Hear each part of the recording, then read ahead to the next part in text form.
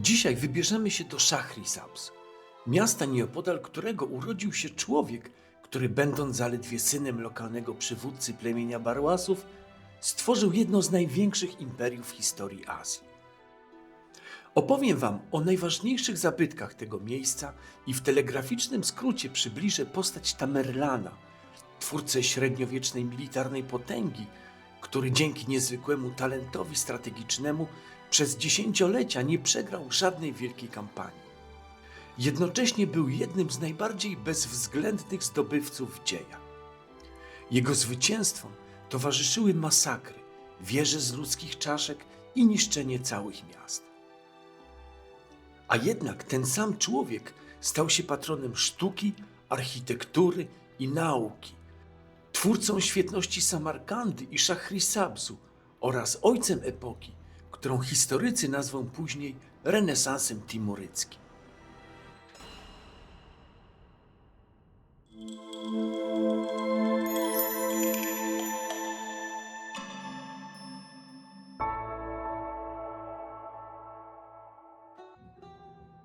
Jest niedziela, więc odpuszczamy sobie Samarkandę i wyjeżdżamy do Szachrisabz.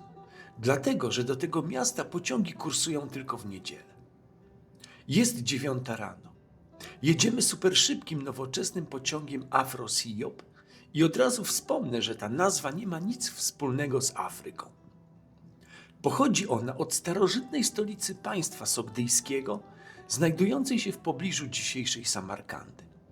Ale o tym opowiem w następnym odcinku. Po 2,5 godzinie jazdy jesteśmy na miejscu. Zwiedzanie zabytkowej części Szachrisabz zaczynamy przy pomniku Amira Temura.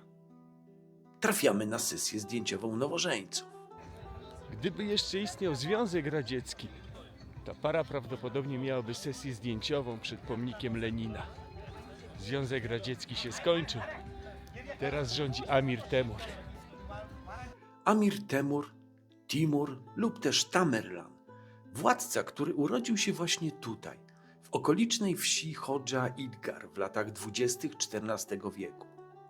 W wieku około 30 lat w jednej z potyczek został ciężko ranny w nogę i rękę, co dało mu przydomek Temur i Lęk, czyli Timur Chromy, zlatynizowany potem na Tamerlan. Był synem niewielkiego lokalnego możnowładcy z plemienia Barłasów.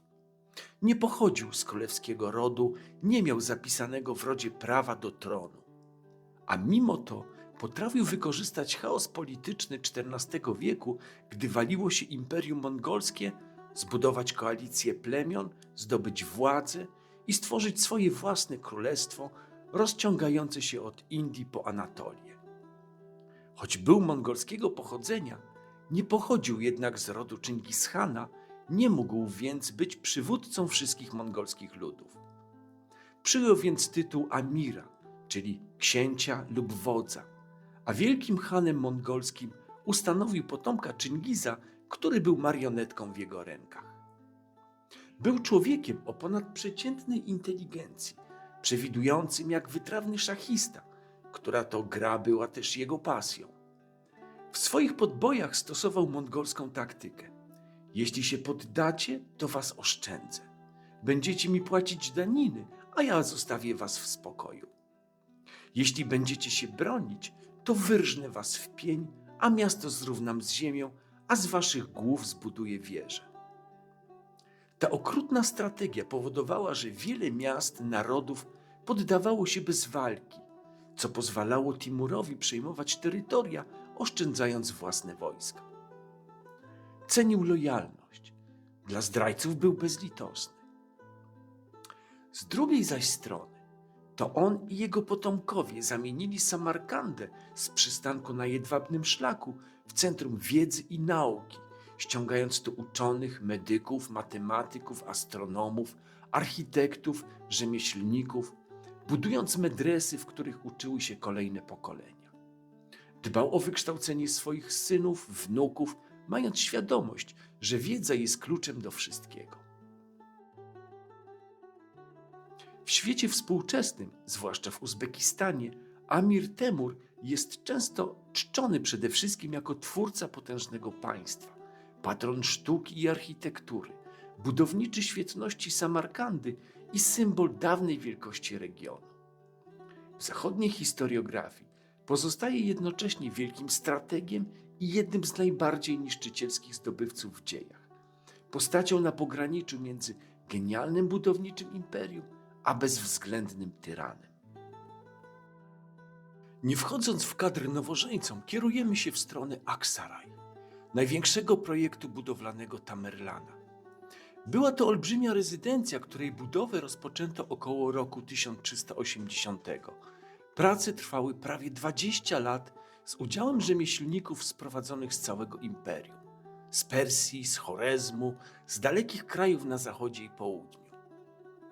Pałac miał być letnią siedzibą, ale także manifestacją potęgi. Miejscem, gdzie przyjmowano poselstwa i gdzie każdy, kto przekraczał próg, miał zrozumieć, z kim ma do czynienia. To, co widzicie, to tylko fragment bramy. Jakże więc gigantyczna musiała być cała reszta. Na fasadzie nad monumentalnym portalem znajdował się kiedyś napis, który do dziś cytuje się jako kwintesencję politycznego przesłania Temura. Jeśli wątpisz w naszą potęgę, spójrz na nasze budowle. Pałac został zniszczony w XVI wieku przez wojska Hana Buchary. Zostały tylko te ruiny. A ci panowie przywracają świetność temu miejscu. Odbudowują pałac.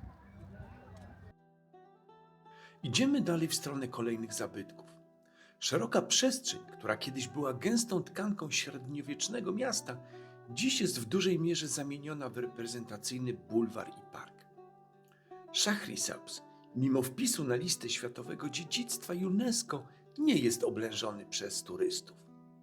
Po kilku minutach marszu pojawia się kolejny ważny punkt na mapie tego miasta. Kompleks Dorut Tilawat.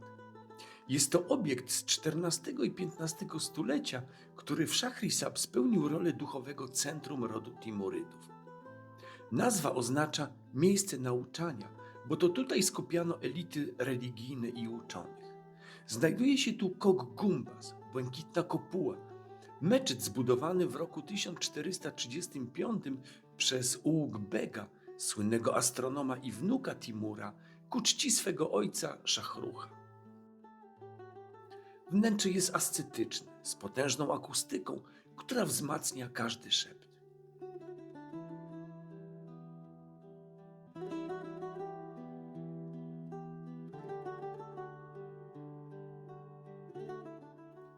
W cieniu meczetu znajdują się dwie ważne nekropolie.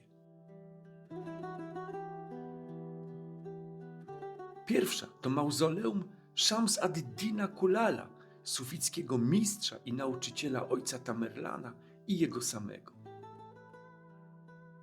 Druga to Gumbazi Saidon, mauzoleum przeznaczone dla członków rodu Timurydów.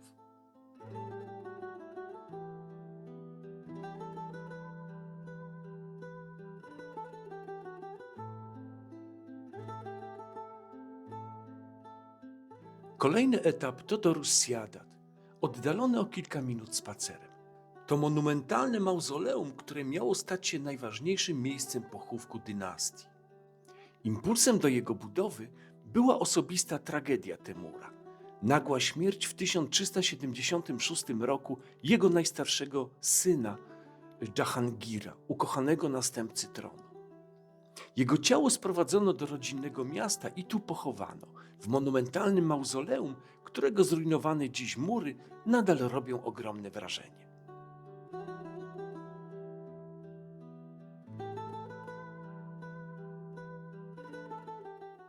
Wchodzimy na dziedziniec Dorus Siadat. Z jednej strony wznosi się potężny, choć uszkodzony portal, za którym rozpoznać można bryłę mauzoleum Dżahangira. Z drugiej fundamenty mniejszych zabudowań, pomieszczeń dla duchownych, sali żałobnej, miejsc dla pielgrzymów, którzy przybywali tu modlić się za dusze władców. Dawniej był to cały zespół budowli tworzących imponującą całość na kilku tysiącach metrów kwadratowych. Dziś pozostały głównie ruiny, ale ich układ wciąż pozwala zrekonstruować w wyobraźni pierwotny plan. Istotnym elementem Dorusjadat jest jednak nie to, co nad ziemią, lecz to, co ukryte pod nią. Pod jednym z budynków znajduje się krypta, którą historycy identyfikują jako planowany grobowiec samego Temura. Ostatecznie jednak losy potoczyły się inaczej.